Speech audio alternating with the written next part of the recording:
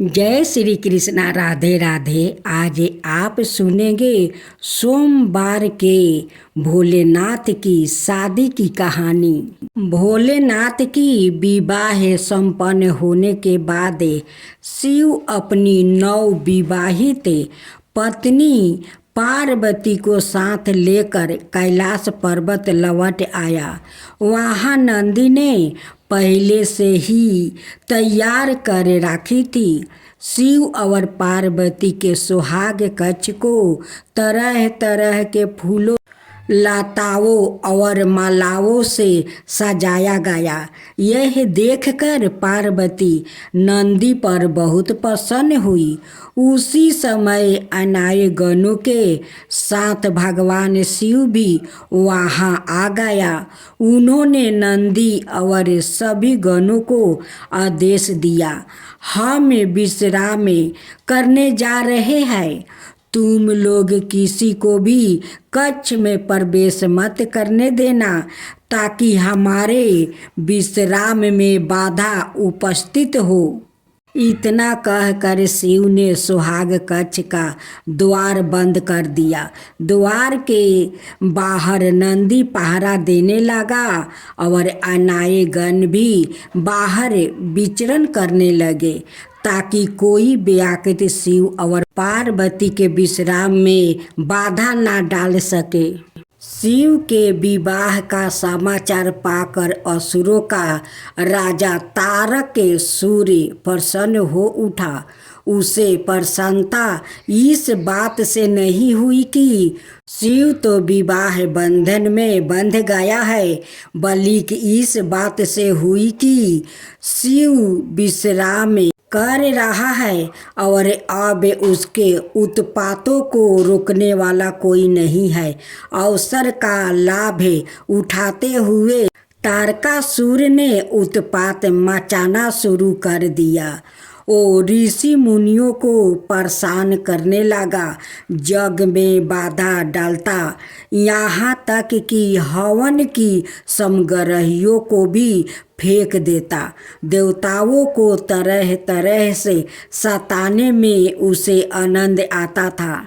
देवताओं तारकासुर के उत्पातों से तराही तराही कर उठे। तारकासुर ने देवराज इंद्र को पदच्युत करके इंद्र का सिंहासन छीन लेने का निश्चय किया। देवताओं को जब उसके इस निश्चय का पता चला तो वो चिंतित हो उठे। तारकासुर यदि देवराज बन जाएगा तो फिर देवताओं को उसका सेवक बन कर रहना पड़ेगा और तीनों लोकों में असुरों का आतंक व्याप्त हो जाएगा। इस स्थिति में धर्म का अंत सुनिश्चित है। इस भय स्थिति को देखकर देवता सृष्टि रचता ब्रह्मा की शरण में पहुंचा। सभी ने ब्रह्मा जी से प्रार्थना की, भगवान अब आप ही हमें बचा सकते हैं और धर्म की रक्षा कर सकते हैं। तारकासुर के कुकर्मों पर अंकुशा लगा पाना मेरे भी बस की बात नहीं है। यदि यह कार्य कोई कर सकता है तो वो सवाए शिव है। आप लोग उनके पास जाइए और उनसे प्रार्थना कीजिए। ब्रह्मा जी ने देवताओं को परामर्श दिया। सभी देवता शिव से मिलने चल पड़े। वो जब शिव के सुहाग कक्ष के पास पहुँचे तो नंदी ने उन्हें वापस जाने को कहा। तब देवताओं ने नंदी को तारकासुर के उत्पातों के बारे में बताते हुए कहा कि शिव को सूचना दो, हमारा उनसे मिलना अत्यंत आवश्यक है। देवगण क्षमा करे, मैं यह नहीं कर सकता हूँ।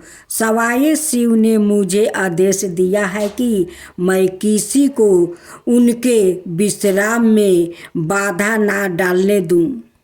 अत मैं ना तो उन्हें आप लोग के बारे में सूचना दे सकता हूँ और ना मैं आप लोग को उनसे मिलने दूंगा।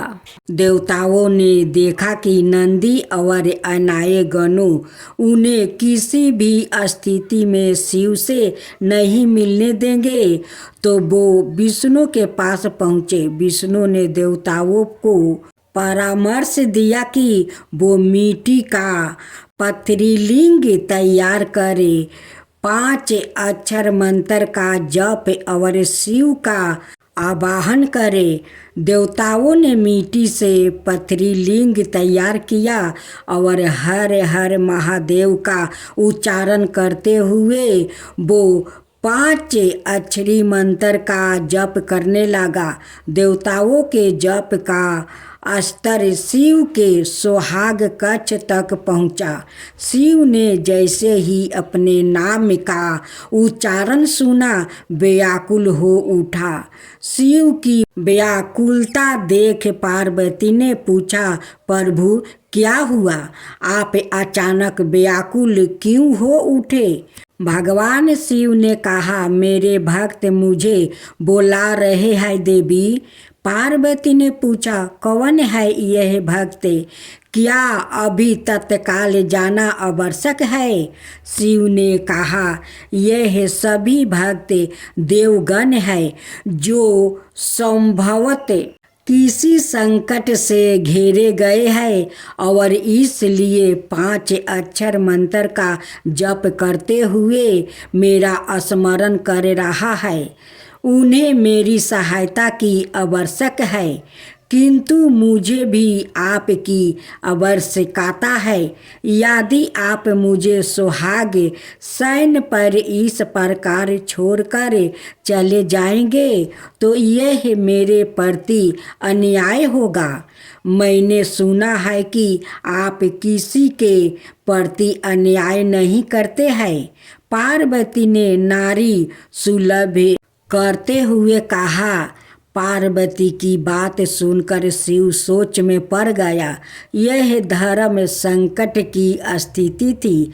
यदि मैं देवताओं के पास नहीं जाता हूँ तो शरणागत की रक्षा ना करने का दोषी बनूंगा, और यदि पार्वती को छोड़कर जाता हूँ तो पति धर्म से बेमुख होने का। अंत में शिव ने कुछ निश्चय किया और वो कक्ष से बाहर चला गया। देवताओं ने शिव को देखा तो वो प्रसन्न होकर शिव की जय जयकारा कर उठे। शिव ने देवताओं से पूछा, देवगण बताइए, आप लोग मुझे क्यों पुकार रहे हैं? देवताओं ने शिव से प्रार्थना की, प्रभु तारकासुर के उत्पातों ने हमारा जीवन दूभर कर दिया है। कृपा आप चलकर उसका संहार करें। शिव असमर्था व्याकत करते हुए बोले, मैं तो अभी आप लोग के साथ नहीं चल सकता हूँ। आप लोग ही कोई अन्याय उपाय सोचे। यह सुनकर देवतागण सोच में पड़ गया। उन्होंने मन ही मन विष्णु को स्मरण किया। विष्णु उन्हें समझाया कि यदि शिव सवाए नहीं जा सकते हैं तो वो एक पुत्रा की दृष्टि करे और उसे तारकासुर का वध करने के लिए भेज दे। देवताओं ने शिव से ऐसा ही निवेदन किया। शिव भक्तों की बात भला क्यों टालते? उन्होंने तत्काल अपना वीर्या अग्नि कुंड में छोड़ दिया। उसी वीर्या से एक बालक का जन्म हुआ। ब्रह्मा ने सवाए प्रकट होकर उस बालक की कुंडली बनाई और उस बालक का नामकरण किया कुमार स्वामी। इसने कालांतर में असुरों का वध कर देवताओं को संकट से मुक्ति दिलाया। जब देवी पार्वती को इस बात का पता चालाकी शिव ने देवताओं के कहने पर अपना वीर्या अग्नि को अर्पित कर दिया है, तो वो क्रोधित हो उठी। उन्होंने देवताओं को श्राप दे डाली, हे अकर्मण्य देवताओं, आपने एक नवविवाहित पत्नी की शयन से उसके पति को बुलाकर उसे वीर्या का दान मांगा है। अतः मैं आप सभी को श्राप देती हूँ कि आप कभी संतान सुख प्राप्ति नहीं कर सकेंगे। देवी पार्वती के श्राप से सभी देवता थर उठे। उन्हें इससे अनहोनी का अनुमान नहीं था। वो शिव से प्रार्थना करने लगे कि अब शिव देवी पार्वती के क्रोध को शांत करे और देवताओं को श्राप से मुक्ति दिलाए। शिव ने देवताओं से कहा, मैं इस संबंध में कुछ नहीं कर सकता। इसके लिए आपको देवी पार्वती की पूजा अर्चना करके उन्हें प्रसन्न करना होगा। जब वो प्रसन्न होकर अपने श्राप को वापस लेगी, तभी आप उनके श्राप से मुक्ति हो सकेंगे। देवताओं ने देवी पार्वती को प्रसन्न करने के लिए तप आरंभ कर दिया। अंत देवी पार्वती देवताओं के सामने प्रकट हुई और देवताओं को क्षमा करते हुए उन्होंने कहा, जब मुझे और शिव को संतान की प्राप्ति हो जाएगी तो आप लोग श्राप से स्वस्थ मुक्त हो जाएंगे। इसके बाद समय अनुसार शिव और पार्वती को 21 पुत्र की प्राप्ति हुई, जो शिव के विभिन्न गण समूहों के गणपति बने और इसके साथ ही देवताओं को भी श्राप से मुक्ति मिली। जय शिवा ओमकारा, प्रभु हरे शिवा ओमकारा, ब्रह्मा विष्णु सदा शिव अर्धंगिनी धारा। ओम जय शिवा ओमकारा, एकानन चतुरानन पंचानन राजे, शिव पंचानन राजे। हंसासन गरुड़ासन विषवाहन साजे। ओम जय शिवा ओमकारा, दो भुज चार चतुर भुज दस भुज अति सोहे, तीनों रूप निरखता त्रिभुवन जन मोहे। ओम जय शिवा ओमकारा, अक्षर माला बने माला मुंडी माला तारी, चंदन मृग मद सोहे बोले सुभिकारी। ओम जय शिवा ओमकारा, श्वेतांबर पीतांबर गंबर अंगे, सनिकादिक बरे मादिक भूतादिक संगे।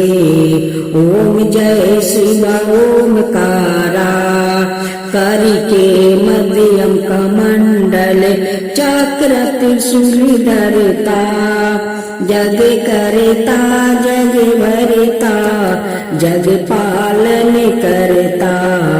ओम जय शिवा ओमकारा, ब्रह्मा विष्णु सदा शिव जानते अविवेका, प्राण बचर के मध्यम याहे तीनों एका। ओम जय शिवा ओमकारा, तीर गुण शिवाजी के आरती जो कोई नर गावे, शिवा जो कोई नर गावे। कहत शिवानंद स्वामी मन भजत शिवानंद स्वामी मन वांछित फल पावे। ओम जय शिवा ओमकारा, जय शिवा ओमकारा।